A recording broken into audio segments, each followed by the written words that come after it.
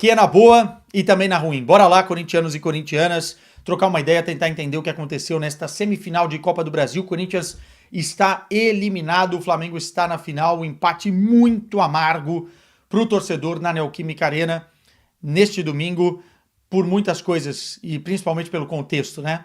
Depois de ter um jogador a mais praticamente por todo o jogo, o Corinthians não conseguiu furar o bloqueio do Flamengo e acabou sendo eliminado com casa cheia, com a Fiel comprando a briga, e isso torna a parada ainda mais amarga, né? 1-0 para o Flamengo no Maracanã, 0-0 na Neoquímica Arena.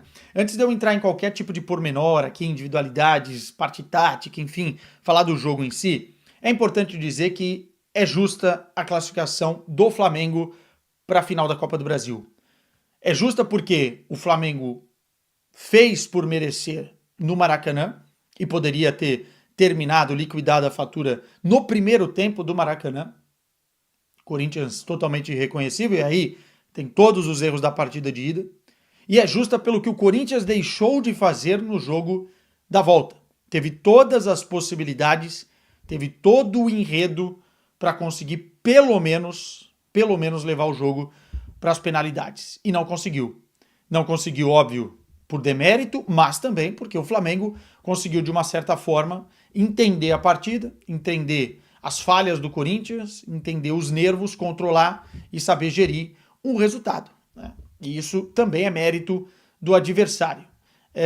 Eu sei que a rivalidade Corinthians e Flamengo esquentou muito nas últimas semanas, nos últimos dias, por conta da guerra nos bastidores, enfim, até mesmo de datas. Mas eu não quero entrar por aí nesse momento, porque eu acho que a gente tem que falar de bola aqui. E na bola o Flamengo mereceu estar na final da Copa do Brasil. Os clubistas talvez não vão pensar dessa forma, mas é verdade. É mais fácil deixar de espirrar para o lado e olhar para aquilo que o Corinthians precisa fazer em determinadas situações do que propriamente colocar a culpa em qualquer fantasma que passar, né? Então acho que o Corinthians precisa assumir essa responsabilidade. Vamos lá. Para falar do jogo em si, claramente o Corinthians está tendo dificuldade de gerir as três competições. Agora não está em mais uma, a gente já vai falar de futuro aqui e tal, mas fisicamente o Corinthians foi um time bem abaixo e teve que fazer algumas escolhas. O Carrilho começar no banco de reservas é exatamente parte dessa escolha, né? O Carrilho é hoje titular do Corinthians, ou pelo menos deveria ser assim na cabeça do Ramon. Entretanto, o Ramon teve que começar com o Martinez e com o Charles no meio-campo, num 4-3-3, né? Com o Garro mais à frente, com o Yuri por um lado, o Thales Magno do outro, o Romero. Lá atrás, o Mateuzinho, o Bidu, André Ramalho e também o Gustavo Henrique, né? E o Hugo no gol. Essa escalação, ela não é ruim. Ela é uma escalação, inclusive, ofensiva, porque você tem três homens lá na frente, você tem o Garro e o Charles, que também pode dar saída de jogo, você tem um volante mais de contenção, mas você tem dois laterais que podem, sim, se liberados dar apoio, então não é uma escalação defensiva. Entretanto, desde o início da partida, me pareceu um Corinthians muito nervoso nas ações, né? Tentando tomar conta, tentando pressionar, tentando utilizar as arquibancadas ao seu favor, mas nervoso nas ações. Fazia mal a pressão alta na saída de bola do Flamengo, não conseguia trocar mais de 3, 4 passes no meio-campo, tentava acelerar quando precisava diminuir, tentava diminuir quando precisava acelerar. Era um Corinthians meio estranho. E aí, tudo bem, porque no início do jogo a gente via aquela ansiedade de resolver, né? Aquele ímpeto.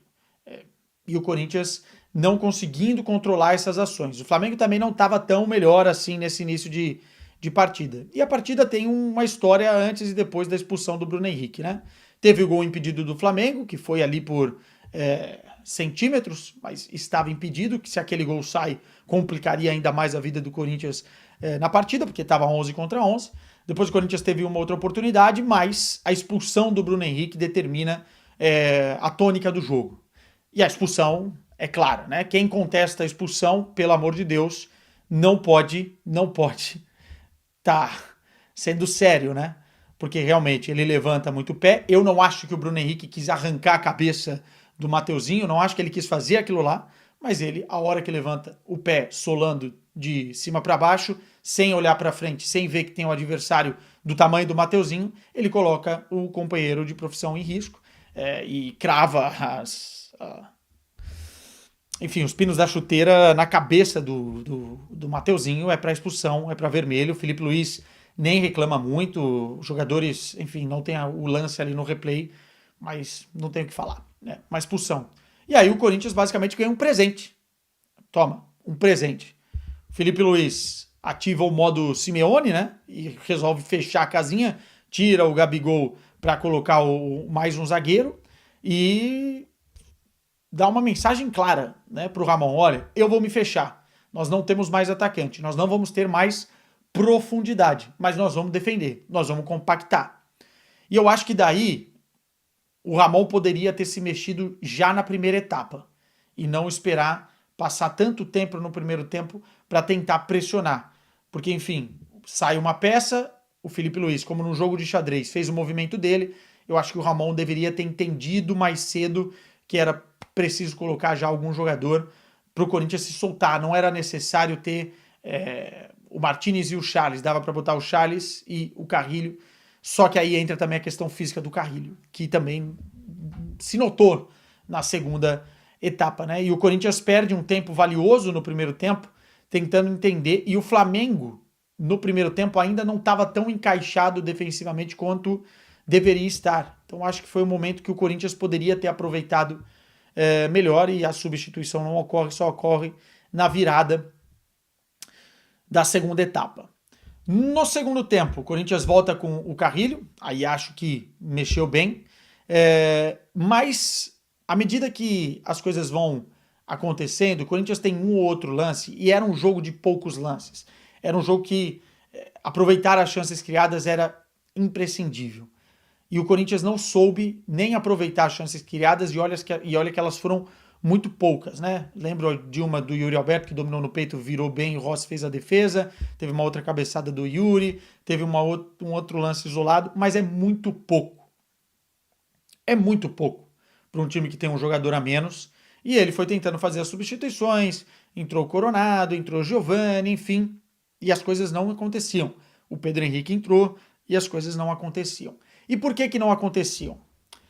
Porque o Corinthians confundiu, para mim, paciência em circular a bola com qualidade, em ter o controle do jogo, mas saber verticalizar, saber acelerar, com a falta de urgência. Ou seja, vamos respirar, temos um jogador a mais, vamos ter paciência. Mas você precisa ter um senso de urgência para conseguir furar um bloqueio que estava muito bem compactado. E o Corinthians, cara, não conseguiu ter a noção de como fazê-lo, especialmente com a falta de velocidade na troca de passes, no posicionamento, muitos jogadores afundados na defesa e poucos jogadores dando opção, especialmente na linha intermediária ali do Flamengo, onde o Corinthians poderia ter um ou dois jogadores que chutassem muito bem para pegar uma segunda bola e tentar o chute de média e longa distância. O Corinthians basicamente não deu nenhum chute de média e longa distância. Tinha superioridade numérica, mas não convertia em chances reais. O Corinthians teve poucas descidas pelos lados de campo, pouca dobra ofensiva, né, para conseguir um cruzamento, tanto que uma que tem o Yuri Alberto perde gol. O Corinthians teve muito pouca eficiência naquilo que deveria fazer. Eu acho que alguns pecados capitais eu separei aqui para não esquecer, e a gente tem que pontuar. Não teve nenhum drible, nem no canto da área e nem na entrada da área, para que gerasse ou um pênalti ou uma falta. Ninguém foi para cima da marcação. Ninguém teve a confiança para fazer isso. Não teve nenhum chute de média e longa distância que eu me recordo assim, muito, muito bem feito. Se teve, parou na marcação, e foram pouquíssimos. Movimentação lenta. Fisicamente, o time está abaixo. Aí não é culpa de ninguém, é culpa dos calendários, é culpa do Corinthians estar onde está, é culpa do cobertor, enfim, curto, é culpa de muita coisa. O Garro, muito pouco inspirado. Eu acho que foi uma das partidas que o Garro esteve mais abaixo. E aí você pode colocar também na conta física, da parte mental também do jogador, de ter que, enfim, decidir jogo quinta-feira, decidi outro no domingo, decidi outro na próxima quarta, decidi... Enfim, o Garro hoje não conseguiu fazer e acertar nada do que ele queria, né? Poucas vezes eu vi um jogo abaixo do Garro. Eu acho que ele tentou, mas tentou errado praticamente em todas as circunstâncias. Não vou condená-lo, porque esse cara já tirou a gente do mato muitas vezes, mas hoje não teve Garro. O Romero, praticamente inexistente. Eu gosto do Romero, já fiz elogios ao Romero aqui, mas tem dias que ele não vai, e aí a leitura tem que ser do Ramon, cara. O Romero tá mal. O Romero não foi substituído, o Romero precisava ter saído. Nenhum lance do Romero que eu me lembre no jogo. Enfim, e a falta de organização naquilo que queria fazer, porque foi ficando ansioso, o Flamengo foi melhorando no jogo porque foi ganhando confiança, o time do Corinthians não estava bem, então a gente vai crescendo e terminou com a eliminação, com o Corinthians não conseguindo sequer abafar o Flamengo nos minutos finais por conta dessa falta de organização. E aí vai na conta do Ramon, né? Acho que o Ramon na virada do primeiro para o segundo tempo deveria ter entendido como furar o bloqueio, ou até mesmo antes disso. E aí ou os jogadores não assimilaram, ou ele não, enfim, não foi capaz de fazer. Elogios pro lado do Flamengo. Cara, o Gerson fez um partidaço. O Arrascaeta e o Gerson, né? Porque eles ficaram ali responsáveis basicamente de desacelerar, de travar o jogo, de cadenciar, de jogar na bola boa, enfim. E fazem isso muito bem, porque tem muito talento, cara. O Gerson, especialmente, para mim, foi o grande nome da classificação do Flamengo para a final. Enfim, e aí tem o mérito do outro lado, né? Se o Felipe Luiz tivesse feito o que ele fez, tirar o Gabigol, e o Corinthians tivesse feito um gol e tivesse passado para a final, hoje ele seria crucificado. Como ele conseguiu controlar as ações e organizar o time da forma defensiva que ele queria, deu certo e provavelmente vai ser muito elogiado. Mas foi arriscado o que ele fez. O Corinthians não soube aproveitar. O Corinthians não soube aproveitar a superioridade numérica, né? Olhando para o futuro, a eliminação tem um ponto muito ruim e tem um ponto que pode ser proveitoso. Primeiro, a questão do desgaste físico, descansar um pouquinho mais, não ter decisão atrás de decisão. Eu sei que isso não é o que o torcedor quer ouvir, mas de qualquer maneira, o Corinthians estar em 3 frentes atrapalha especialmente o principal objetivo, né? Infelizmente, que é fugir da zona de rebaixamento. Cair agora dá um pouco mais de foco para aquilo que precisa acontecer. E segundo ponto, negativo, né? Pode ser que entre na cabeça dos caras e baixe o momento bom que o Corinthians estava começando a engatar depois da vitória contra o Atlético Paranaense. O Corinthians tem que pensar a sua vida partida por partida, jogo a jogo. Pô, Quesada, tem o Racing agora pela Sul-Americana. Não é a prioridade. Entretanto, se fizer um bom resultado na primeira partida, aí logo se vê na outra. Mas a prioridade continua a ser escapar do rebaixamento, que o Corinthians não perca isso do radar. A volta do Memphis Depay é importante. A recuperação física do Alex Santana é importante. O Corinthians tem time para se manter na primeira divisão, organizar a casa e ano que vem brigar por coisas. Será um bônus conquistar algum título, porque a prioridade continua sendo escapar da zona de rebaixamento. Vocês me acompanham aqui, sabem que eu já falo isso há muito tempo, não é agora que caiu da Copa do Brasil que eu vou mudar de opinião. Meus caros, é uma pena, é uma noite chata para o torcedor, mas enfim, mirar outras paradas, porque realmente o Corinthians precisa estar concentradíssimo para os desafios que vem pela frente.